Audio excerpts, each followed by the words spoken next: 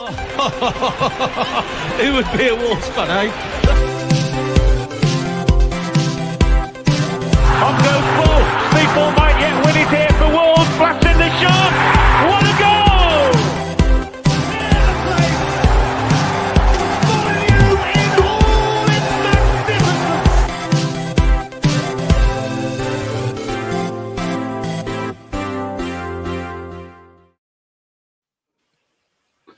Good evening, welcome. If you're listening to this on your way to work, good morning. Hope you have a fantastic morning and good trip into work.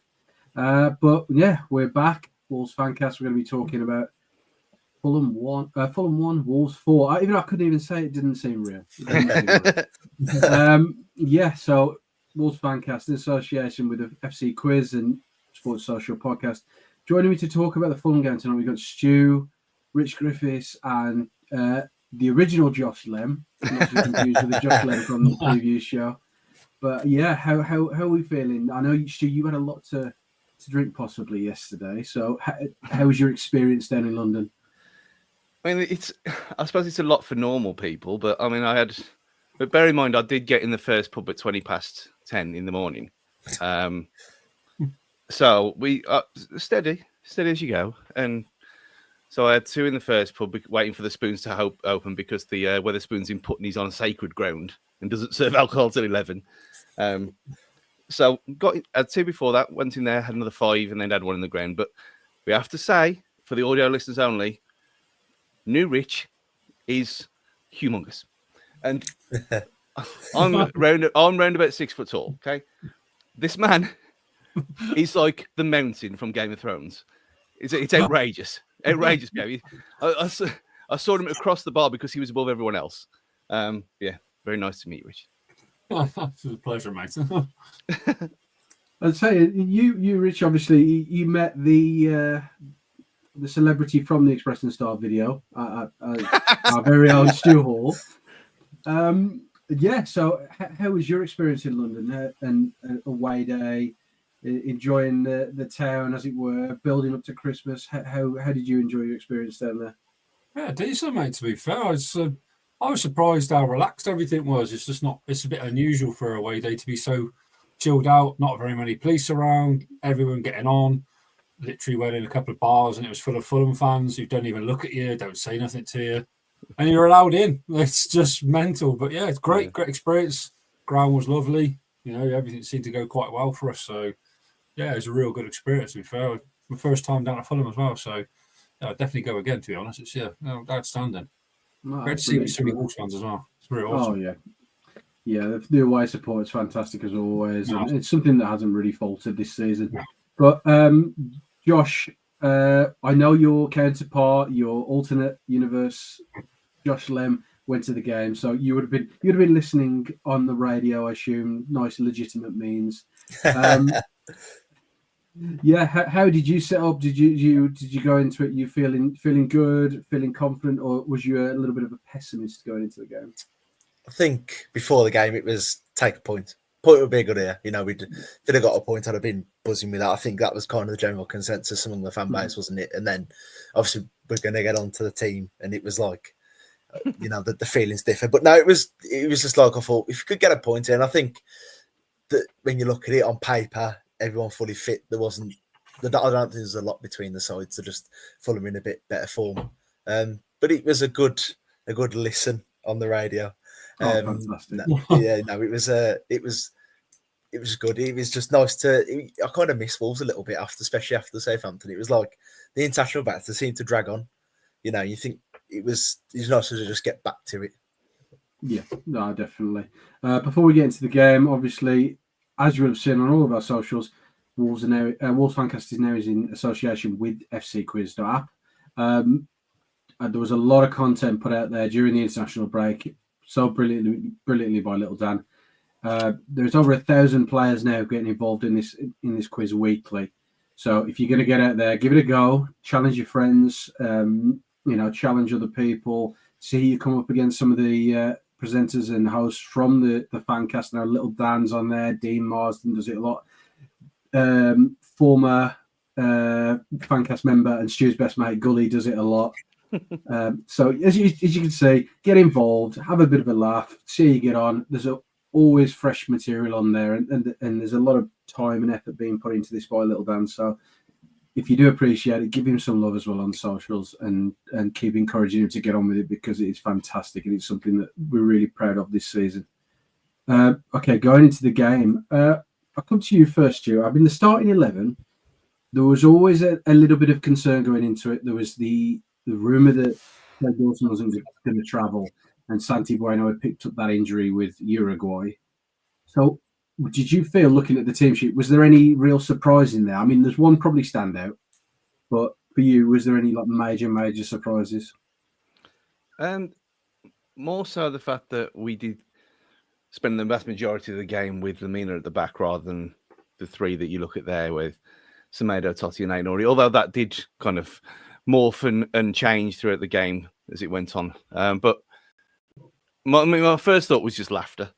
The fact that they were in such a shocking state of affairs that, although apparently we had enough centre halves, didn't need any more. So that was put to bed yet again. But the fact that we've got a kid in Rodrigo Gomez who's been ostracised, really, kind of chucked away after his first game of the season at Arsenal, and then he comes back straight back in. Bellegarde does Bellegarde things. We'll get onto him later. But Andre, who apparently needs time to settle despite winning the October Player of the Month, he's him being straight back in the side as well. So it was a bit confusing, more like a last throw of the dice situation to start with. But I had no faith whatsoever. I mean, I had over 3 goals in the game just because it was decent odds, not expecting it to go the way it did. But yeah, I had no confidence in that whatsoever. Yeah. There is, again, a standout player who is missing from the squad. And I'll come to you, Rich, because obviously the goalkeeper union. And it's Sam Johnston. And Deborah the Zebra in the YouTube comments here says, what's going on with Johnston? I mean, it's as good as anyone's guess at the moment. But what do you think about the situation with Sam? Because he's not injured, as we know, Rich, and he's been training. How do you feel like that situation's playing out? And what's your feeling on what's going on? It's a bit bizarre, isn't it? It's almost like he was brought in, but no one wanted him, but they brought him in anyway, thinking Sarr would go. Sarr didn't go. Sarr didn't know he was even up for sale, I don't think, which was a bit of a shock to him 2 days before the window shutting. And then obviously Bentley signs a new deal. Now Johnston's completely bombed from the squad. It's very, very odd. I really don't get it. He's not a bad keeper. It's just, yeah. They can only suggest that form in the training wise, week in, week out, is getting better. Sarr's getting better. Bentley's performing better in training, and that's the only thing I can say. If his mystery injury has disappeared again. But yeah, to be bombed at the squad for not really doing much wrong. Yeah, there was some conceding goals that were, I think any of our keepers were going to concede the ones we were conceding, but it weren't just on him. But yeah, it's a bit mad, really. Very, very mad. You've got to feel bad for him, to be honest. He came here for first team football, and now he's not even in a squad. So he could have just stayed at Palace, to be fair. Yeah, I think it is a strange situation. But I'll come to you, Josh, on this one. Stu touched on it very briefly, but Rodrigo Gomez, obviously, he played in the Arsenal game, opening game of the season, and he's kind of been in the proverbial, desert and not been involved in the games and not been playing minutes for Wolves. Was it surprising for you to see him come back in and be involved in such a important role in the team yesterday? Yeah, I think what I found strange is like some of the changes. Obviously, there was an enforced one at centre back, but like you'd think midfield. Doyle's been here for the 2 weeks. Obviously, Andre was with the Brazil team. You'd think Doyle might have started and then he put in Andre instead, which I think that was the biggest surprise, because you think, well, hang on, Doyle's been here for the last 2 weeks and Andre's been in Brazil, and you think he's did he really had an injury or something like that as well, so that was a surprise. And obviously Rodrigo Gomez again on in the international break with Portugal under 21s playing like right back, and then we bring him there to nowhere, and especially the role that he played, he was like left winger. I mean, when I kind of saw the team, I thought, are we going to do a bit like we did back end of last season, where Semedo will got to keep three at the back. Semedo will playing the right centre half role, and Rodrigo Gomez will be like the right wing back. That's what I was fully expecting.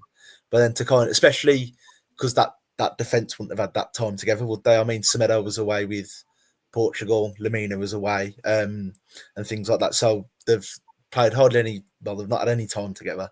It's probably cobbled together last minute. We've gone four at the back.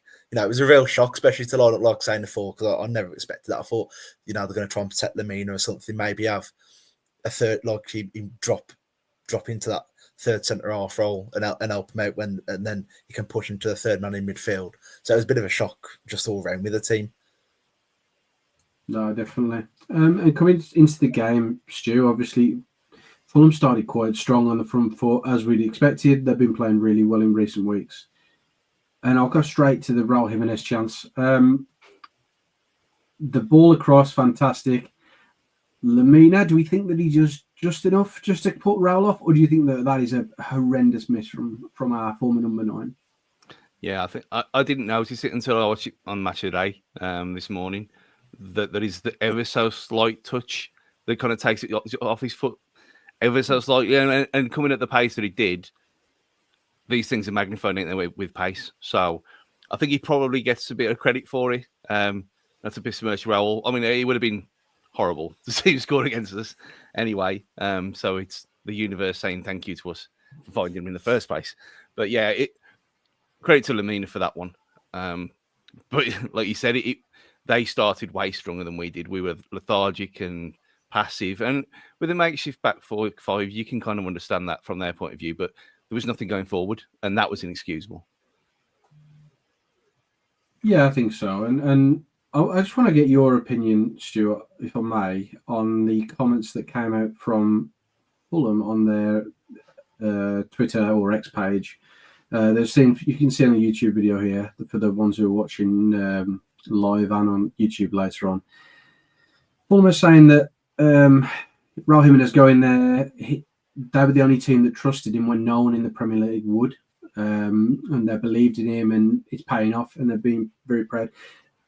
Talked about it on the preview show a little bit as being a bit facetious, maybe by Marco Silva.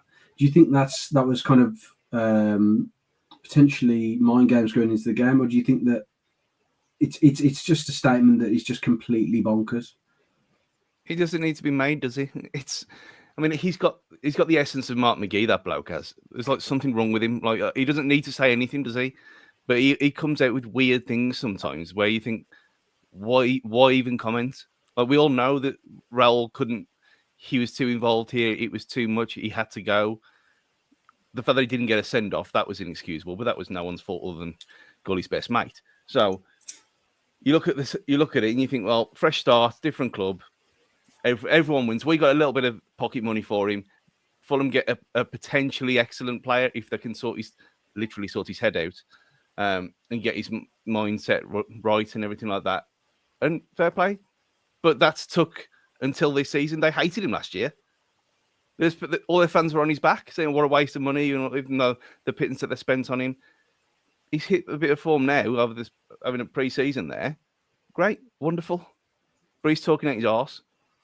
Yeah, I think that's fair. I think it's certainly something that didn't need to be said, as you say. And it's just a complete lack of respect for everything that Jimenez, went through and how the club supported him through it. And to say something like that after the injury that he had and the rehabilitation that he went through, I think that's really distasteful from Marco Silva. And it's completely low. Going on with the game, talking about the Iwobi goal, I want to come to you, Josh Lynn, because it was your counterpart who predicted the goal, and he was really, he was banker. He was a banker of a bet to see that Alex Iwobi would score. I mean, it's 6-11 now versus Wolves, and for those on YouTube or watching live, you can see now the goal and the build-up. I mean, it wasn't dealt with properly. Rodrigo Gomez, maybe looking a bit out of form, not being sharp because he hasn't been playing, was bullied off by Jimenez, and the ball played across to Iwobi for a fantastic finish. What was your thoughts on that goal, Josh? Because it's a fantastic finish, but do you think, is there a lot more that needs to be done defensively? Because I think obviously you start off on the goal, Aït-Nouri, he gives away the ball, he comes central and he gives away the ball, and like that's a really poor area, you know, that killed us, that did there, because obviously we're then on the back foot, players have gone forward and things like that, so we're kind of chasing ourselves a bit, but the ball comes in, obviously it's not a great ball from Fulham, but I just thought at the back post with Gomez, I thought, you know, I understand he's new to the league and things like that. I just think that's so weak. You know, I'm not saying you've got to put your foot through him, but I just think it's really weak and it's way too easy. But it's also sod's law. The goal is to a point. It sums up our season so far. I mean, it will be scores against us. He does most games, doesn't he? You know, it's like you think before the game, yeah, going to do it this time. What's the point in having a bet? And he always does, and you go, I should have had a bet on that. But also, it's a weak foot. And it's a worldie, and it's like it just sums us up this season, doesn't it? That how many times is it going to keep happening? How many times are we going to concede a worldie? It's so painful. But like I said, there's just so many things before that as well that you just think Aït-Nouri giving the ball away. Rodrigo Gomez needs to be a little bit stronger. That could have prevented that, but it is a cracking finish, and you got to say fair play. Yeah, and if it's a matter of what you can do, I can do better, Rich. The goal from Cunha, the first one. I mean, I'll play it again for those who were watching and those watching live. But the ball from Lamina and then the first touch and second touch from Cunha in the finish, that's outrageous, isn't it, Rich? That's criminal. See, from obviously we're at the other end looking at it thinking, well, has he miscontrolled that? It didn't look like it even gone in to start with. And then obviously we're just running around the aisles going mental. It looked amazing. But obviously, there was no replays. We're like, I don't really know what's happened here all of a sudden. What's going on? Like, it's a great ball, but we didn't really even see that in the game to start with until I saw the replay later on at home. That the ball from Lamina is absolutely unbelievable. Like, why has he not been doing that in midfield? But whatever. Anyway, we won't go there. That's a great ball, great finish. Yeah, he sat Leno down lovely and chipped it over him. Just absolutely outstanding. But we know that's what he's capable of. The bloke is lights out amazing. What's it, 10 in 12, I think, and it now. It's stupid numbers, really, considering how poor we've been, really, finishing-wise. But, yeah, fair play. Love it. Yeah, he's a wonderful player, isn't he, Stu? And looking at the ball from Lamina, it seems like that could be like another midfielder that we used to play at centre-back. I'm not going to potentially go down the road of Connor Cody, but is something that we need to utilise if we're going to be playing him in that centre-back position? That's something we need to see more of. And I did mention that on my cameo appearance elsewhere yesterday. But, yeah, I mean, it is almost a very strange kind of symmetry with it, where he's put there for reasons that you'd never really expect for that to happen. And then he's got the luck. And like we saw, like, the goal against Tottenham last season, where he can do that as well, but then he just doesn't for ages and ages and weeks and weeks. If he's got all these things in his locker, then he's an enigma, Lamina is. But well, see, there we are. Fans everywhere. What was I saying? Yeah, I actually lost for words for a change. Yeah, he's it was the fact that the way he looked up as well. I'm not going to say Beckham-esque, but that kind of how he shaped to hit it. It was quality. And I don't think that Cunha's got all the plaudits, but that ball needs even more for me. 100%. Oh, yeah. And you could say it's pretty much like a quarterback. Like watching two of this, mate. That was. Hopefully not. Concussion, mate. But, yeah, I mean, it was a fantastic goal. Straight back in it, which is perfect, way we wanted to play. And then that man Cunha's involved again for the second. And the ball to João Gomez, Josh, is fantastic, isn't it? And to see him scoring his left. Good. Yeah, I think the big credit as well for the goal, as much as I think everyone's been really critical of him, and I didn't think he was great again yesterday. Bellegarde did really well to come in when he come inside. That really helped. I think that helped, and he looks so much better there. We keep kind of stifling him, sticking him on the wing, and it's really killing his game, isn't it? I think, and we're not seeing the best out of him. But when he comes central, it's that what we you know, when you watch the compilations of when he was at Strasbourg, you think that's what he was good for. Them central areas, driving with the ball, and that really helped take that goal. And then it was that quick play. And again, Cunha, like you run out of words to describe him. He's an absolute joke. I was saying to my family earlier, I genuinely believe he's the most informed player in the league right now. I think if he played for anyone else or played for Man City or Liverpool, you know, the pundits that wank themselves silly over him for how good he is. You know, he's such a good, stylistically so good to watch, and he's just so effective. You know, he's been absolutely unbelievable for us this season. Was it Ashley Williams last night who compared to Bergkamp? And you think it's a mental thing to say, but you can kind of see where he's coming from. Yeah. No, I think it seems insane on paper, but the guy, you know, he's up there. He's got 10 goal involvements this season, which is fantastic company. He's up there with the likes of Salah, Haaland, Cole Palmer. These are players who are seen as the best in the league. So it's not too insane to talk about. Looking at that, talking about that goal, Danny P put a fantastic comment here. It's refreshing to see somebody score with a weak foot. You got to say that, isn't it, Rich? A midfielder, a defensive midfielder, really, on paper, to get him break into the box and score with his weak foot. It's a nice moment, and it's something that we've kind of needed, isn't it? Weak foot or strong foot. It's nice to see a shot and a shot on target.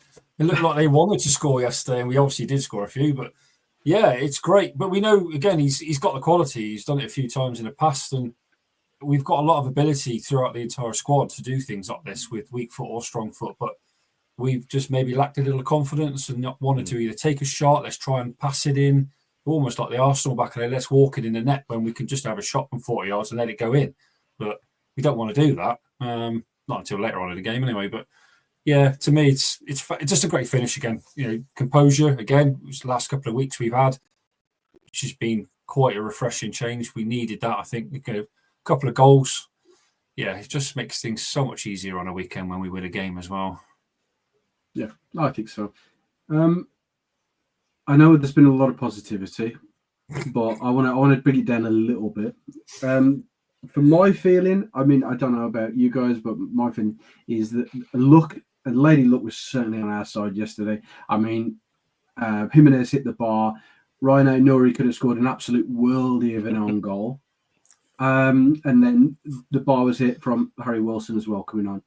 But I think the biggest stroke of luck was Marco Silva losing his complete head and doing all 5 substitutions with 20 minutes left.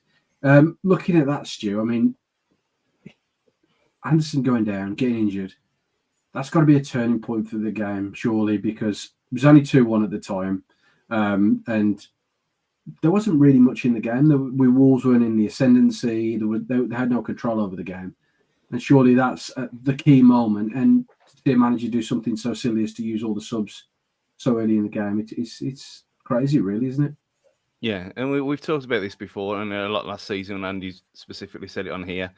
The Gary O'Neill's a very lucky manager sometimes, but the way things have gone against us as per usual, maybe we deserve to look for a change. I mean, that is because Marco Silva's up himself and he thinks he knows best. But if you look at it from the other point of view, he's made that many subs to try and get back in the game where we haven't really been running away from it. Yeah, we controlled the ball really well in that second half up until that point, but we didn't really threaten. I mean, you look at the total amount of shots compared to when we actually scored, and it's not that much more. And we are talking yet again about individual brilliance. It's not like we were carving out chances and having 20-yard shots. We didn't do that. So, but we had control, which we haven't had barely all season long. So fine. I ain't really bothered that much. I mean, I know that there was a couple of there's Gary O'Neill's family, by the sounds of it. He's super fans behind me. So, and when we went 1-0 down, I kind of moaned. And they're like, "Oh, get behind the team and all this stuff." And as soon as the second went in, they were trying all over me. "Oh, I see you're singing now." I went, well, just grow up a little bit. I mean, you can have both things. You can not be happy about the way things are, and you can also be happy that we're actually winning the game for a change, and we're not being battered at this point. Yeah, we weren't head and shoulders better than them. We weren't far and away beyond repentance. And you look at it and you think, well, yeah, fine. No manager should be making 5 subs with 20 minutes left. That's stupid. and it's come back to bite him in the arse. And yet we've scored 2 on the breakaway, really. But who cares? For a change, who cares? And I think you're just leading me beautifully into that man again, Matheus Cunha, our Brazilian superstar. And it was a fantastic goal, wasn't it, Josh? If you play FIFA, the R1, or I don't know what else you would say if it was on another console. Other consoles are available. But it's a fantastic finish, isn't it, mate? And Cunha's always got that in his locker every day of the week. Yeah, it was one of them. The second he kind of shot and you think, this is going to go in. You just kind of had that when I was watching, I thought that just looks like it's going to fly into the top corner. It's just, and it was nice build up, to win the ball back high and things like that. Obviously, I know at that point that there was down to 10 men. But it was nice to kind of get that turnover. There was no need to score the perfect goal where every player has a touch. We just needed to win the ball line and let fly sometimes, and it worked for us. But I have got to say, just going quickly back to it with, I know what you're saying, Jafar, like we a little bit of luck. I also think Sar didn't have to make a save. I know they hit the bar, but for a defence that is got a centre midfielder in centre half, that was an excellent defensive display. I thought Andre and Gomez, I don't think Andre's got enough plaudits, to be fair. Him and Gomez were superb yesterday. They was absolutely brilliant. I think that's the double pivot we need to play and not shoehorn the third man in there and things like that. But you know what I mean? Like, I just think, okay, you could say he was quite lucky with the 10 men, but I also think Fulham weren't that great, really, for their position and things like that at all. And I think bang on there, mate, to be honest. I think it's something that we needed to see. And I think the last couple of games we've seen a little bit more structure, a bit more rigidity at the back. And that's the key thing, which is we've done really well in front of goal this season. There is no one in that bottom half of the table who is even close to us in terms of goals scored. But we just needed to be stronger at the back. And I think that's the key work that's got to have gone in. As a fantastic comment, I want to highlight before I get to Guedes, because I love when Gonçalo Guedes scores, but I think somebody else would like to score. Which MW has gives Stu a lot of love tonight. Again, I think when Gonçalo Guedes scores, the world is healing. Rich, it's nice to see this redemption arc, isn't it? And he almost cracked a smile, didn't he? No. No, He's so freaking miserable. Fair play. He took his chances, opportunities. Come on, he scored in a Prem again. Then just stood there, nonchalant, not bothered, not asked, don't care. Yeah, fair play. Great finish again. Great technique, everything about it.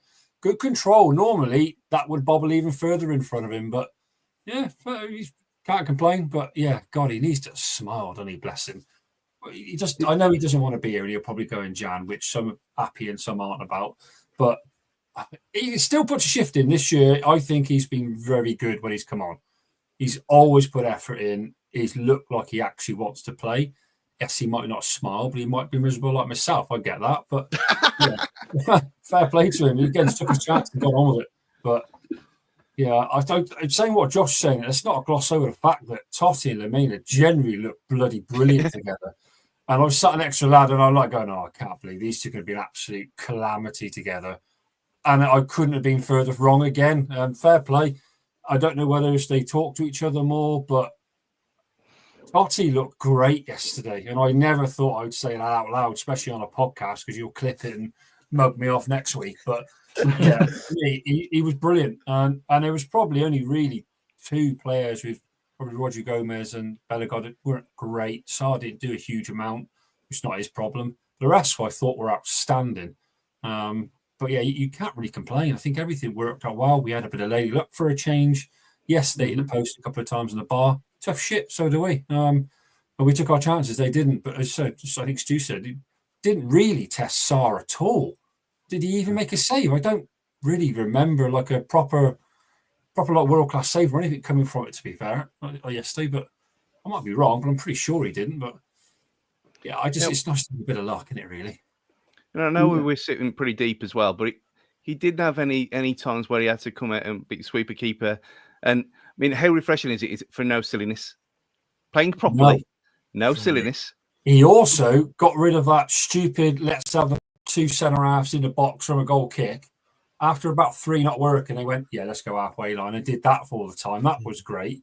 Yeah. But he also, did you notice he come off his line and punched the ball at one point? It's a Christmas miracle. When was the last time he did that? And he generally did it perfectly. As soon as he started running, I'm like, oh no, he's going to kill him. No, perfect, did great. Again, it's like when he's not done much, that's sometimes the problem with him, where he switched off a little bit, but he was brilliant. He did everything right. You know, kicking was better. He still needs to learn how to kick properly, but I can't complain. He did the right job for a change. So yeah, fair play to him. I think no one's mentioned him either. How good Strand Larson was. I wanted to ask you, Stu, actually, what was your thoughts on JSL yesterday? Because obviously you got the assist for the Guedes goal. He put it on a play for him. He made it easy. And he seemed to have a good game as well. And he got involved in the full, because I think that might be his first full 90 minutes of the season. Don't quote me on that. But, you know, he hasn't completed a lot of games. So how did you, at the game yesterday, feel that JSL played? I think it's one of them where you're not going to get the effects of what he brings to the team on telly, because it's a lot of off the ball running that he does. He works his absolute arse off, and there's no wonder he gets knackered all the time, because he gets through so much work that goes unseen. And you just look at how he's pulling defenders away and he's creating space for other people. He's one of the most selfless players we've had for a long time, especially up front. I mean, he's the polar opposite of Guedes. I mean, Guedes could be a footballing Jack D. Who knows? He might actually be happy inside. But Strand Larson's showing it outwardly. And you look at him and you look at the reaction of his teammates around him, and they all love him. And there's a reason for that. But I don't think you just kind of have to watch him in person rather than on telly, because you're not going to see the benefit of him. But I thought he was superb yesterday. Yeah, up against Bassi as well. And Bassi was massive. I didn't realise how big he was. Yeah, bigger than me. I was shocked how big he was. He looked like an absolute colossus mountain. And he ran up against him at one point and pushed him like 5 yards away without ease. And like, wow, he's strong. But him and Anderson together looked quite solid and very good. But he did so much work rate against them too, because they're a good partnership. And he's isolated, and even the long balls and passes to do stuff. Not everything was perfect for him, but God, he worked his ass off. Fair play to him. I just want him to score more goals, but I know it'll come, I think. But he's been really, really good for us this entire season. It's not like I overthink that, he maybe didn't score, but like Stu said, his work rate is brilliant. And sometimes that's probably a bit more than a goal, because there's no good having a lazy player up front that don't do anything. Yeah, I think so. And I think if the ball sticks and you're able to transition and get people more involved, and it gives Cunha a lot more chance to influence the game in different areas and be a little bit more free, and out being that sort of maverick as he is to do things that are a little bit different. It was a bit of a strange weekend, Josh. I mean, there were some weird results, but they seem to all kind of go our way. And it's fantastic. Wolves are at the bottom 3, by the way, for those who haven't seen the table. Incredible scenes given where we were just a few weeks ago. How did that make you, how does that make you feel, that where we are, Josh, and the results that went around for us? It's nice, isn't it? Yeah, it's that, like, I mean, it doesn't really mean nothing 12 games in, does it really? But I think the big thing is it's momentum, and like, obviously we've got that hard run coming up. We said before the game, we got from the Fulham game till like Leicester, and you look and you think that would probably be on paper the hardest game, Fulham away. With the second hardest is probably Bournemouth next week, and to go there and score 4 goals and with a makeshift team and things like that, it's just good vibes. But the impressive thing for me for this season, I've never seen anything quite like it, is obviously we went 10 games without a win, and credit where it's due to the players. They've never looked like giving up or anything like that. I've never seen players play 10 games out of win and not, and just right behind the manager. I mean, like, you look at Leicester, it is a false position. That is, their fans are not, they've really slated Cooper, and obviously he's gone today. But the thing is, he's like, you just look at that, and the players just never give up for us. Even when we're conceding last-minute goals to Man City, they've always believed in what the manager's trying to do, and I admire it. I really admire it. I got to say that, because fair play to him. Because I know how many teams would you see would not win the first 10 and then they just drop the Reds. Yeah, it's fantastic, really, to see a turnaround. And I think there is a little bit of an elephant in the room with that, and I think a lot of fans are now not happy that Gary O'Neill probably won't be removed from his role due to the current form. Before I talk about Gary, I just want to have a little bit of a light-hearted point. So obviously we haven't won a lot of games and this season, and we haven't won an away game in 9 months. And Deborah Zebra put a comment very early on in the video, but I kept it in the back of my mind.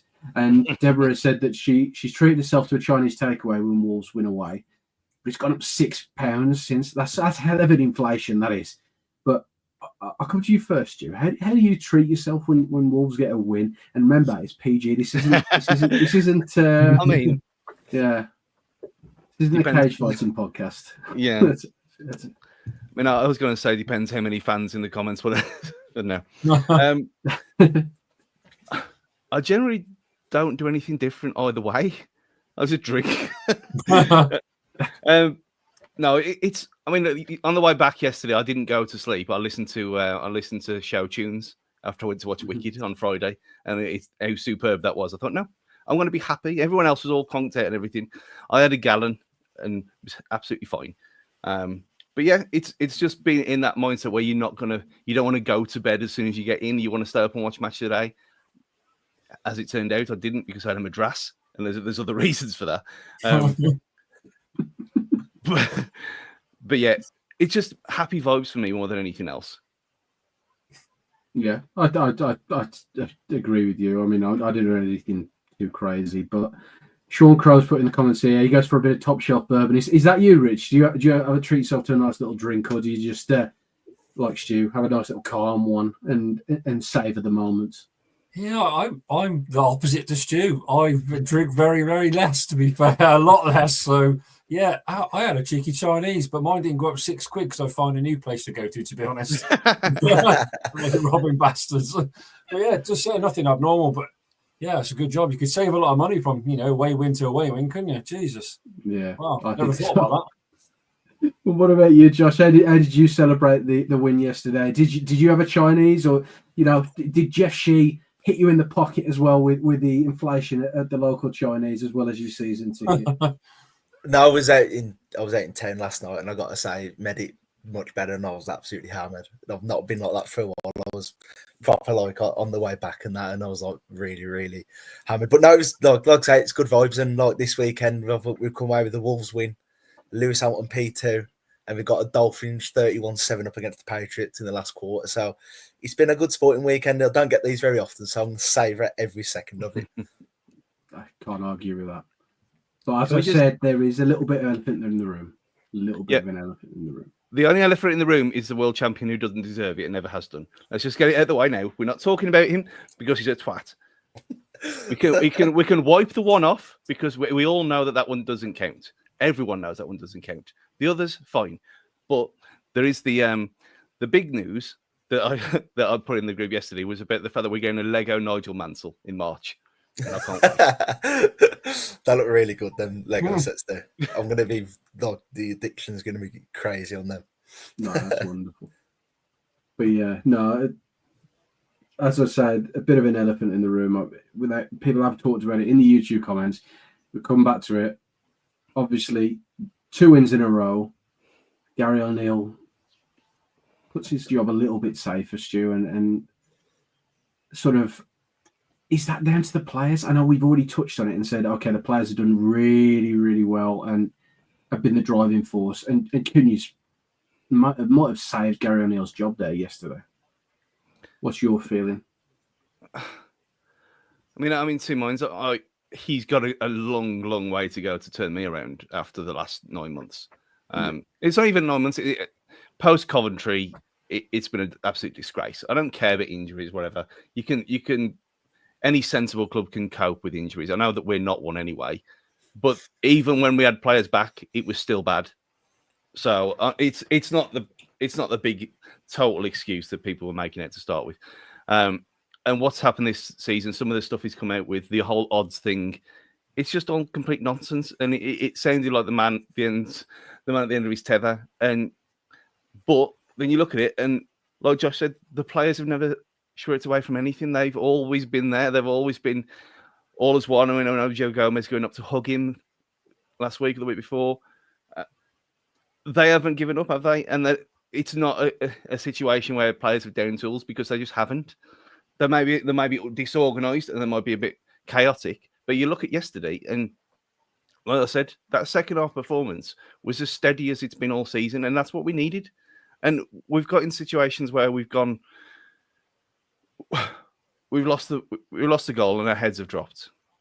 And not in a kind of, oh, well, we're down tools. It's just a lack of confidence. But you look at what one win against a pretty ridiculously bad Southampton team gives you.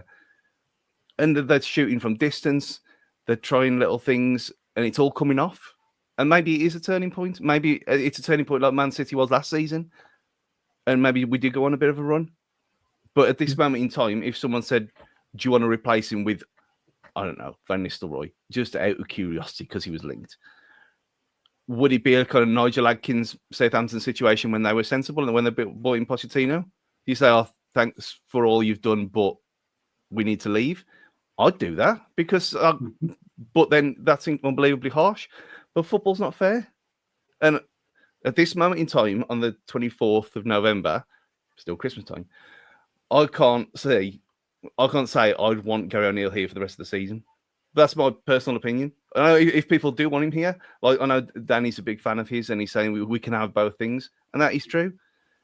But yesterday was the first time I saw some actual structural play that worked properly. So, not fully benefit of the doubt, but let's see in a few weeks, because he's going nowhere anyway. We all know this, because they ain't going to pay him off. So let's give him this run, give him these 4 games, and we'll see where we are after that. But that reaction at the end was not one of a fan base wanting the manager sacked. True. And I think the Wolves fans can be really forgiving. In my time as a Wolves fan, the last 25 years or so, there's been a lot of time where the fans have turned for a hell of a lot less than what Gary O'Neill's done to the club over the last 6 or 7 months. I know you've had your little rant now. Try and make it a little bit more light-hearted. Fantastic comment from Mike Evans on YouTube. Are we better than Man City? Yeah. I mean, yeah, on current form. I mean, Guardiola's a fraud, isn't he, Rich? Bull fraud. Yeah, he's the bald fraud, not like Arnie Slot. Got a bold fraud up here, or that way even. To me, I'm on the O'Neill kind of thing. I'm half in, half out at the moment. I think if we lose yesterday, we're all crying to get him out because it's just an absolute joke, and we should, But we win convincingly against a pretty good team. To be fair to you, they've been form-wise, they've been good, top 7, whatever. But yeah, I think Stu's probably on the same wavelength as me, really, with the fact that he's had a 9-month period where we have been absolutely atrocious, home and away, and the fans haven't really been, like you said, that bad to him. Like you imagine back in the day, like the Colin Lees, the McGee's, all them type of like situations where you literally want to burn Molyneux, just want to riot against them just to get them out, and then they go. But for this, for some reason, that yes, maybe the owner is tight and don't want to sack him and pay him off, but he had a hell of an extended run of not winning many games or picking up points over that amount of time and still keep a job. So he clearly isn't going anywhere. So give it next week, see what we do again. And it's a week-to-week basis. If you get battered over a couple of weeks, is he on a chopping block again? Possibly. But everything we did yesterday worked. Like I think Jafar obviously said, Lady was on our side. They've hit the bar. They haven't really done much. They've hit the post a couple of times. It's nice to have some luck.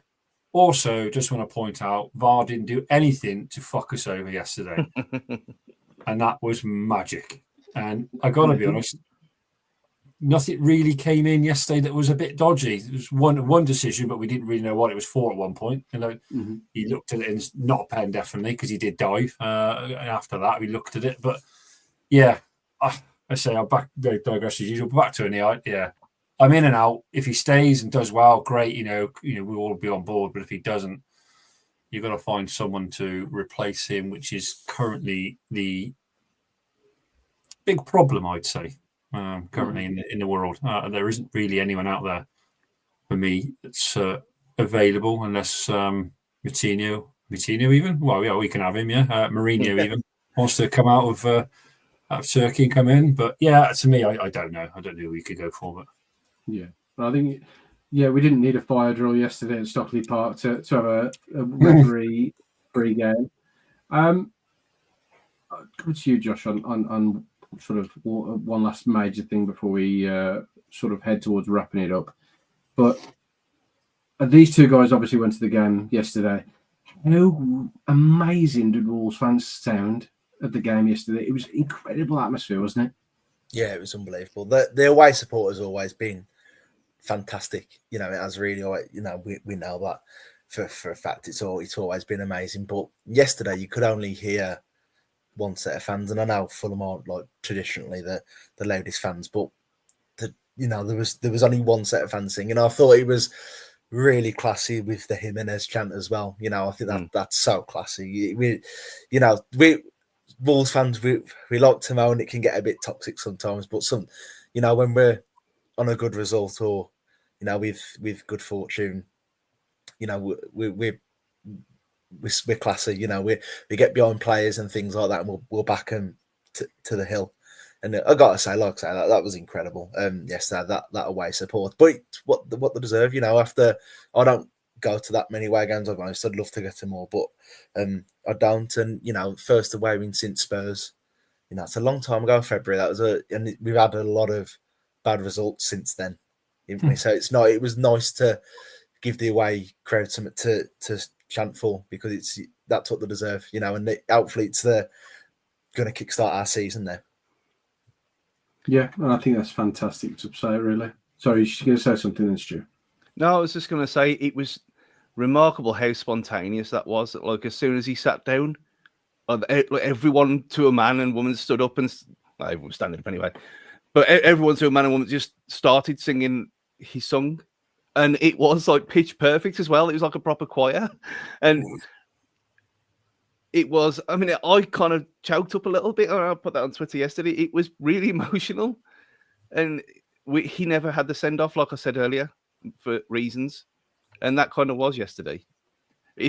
I think it was. I know there was the usual detractors saying, "Oh, if he'd scored in that instead of in the woodwork, would we still done it?" And I think that they probably would have done, because he's loved here, and it wasn't his fault. Yeah, I think so. I think that's beautifully put, Stuart, to be honest. And so that'll take us towards the end of the show. I mean, one last major thing, I suppose, is that you will have seen that as a fancast, we've been involved with a lot of merchandise this year. Mentioned on the previous show, but we'll mention it again here for those who haven't heard or listened or saw. We are doing a sort of Black Friday deal on our merch. We're doing a 10% off.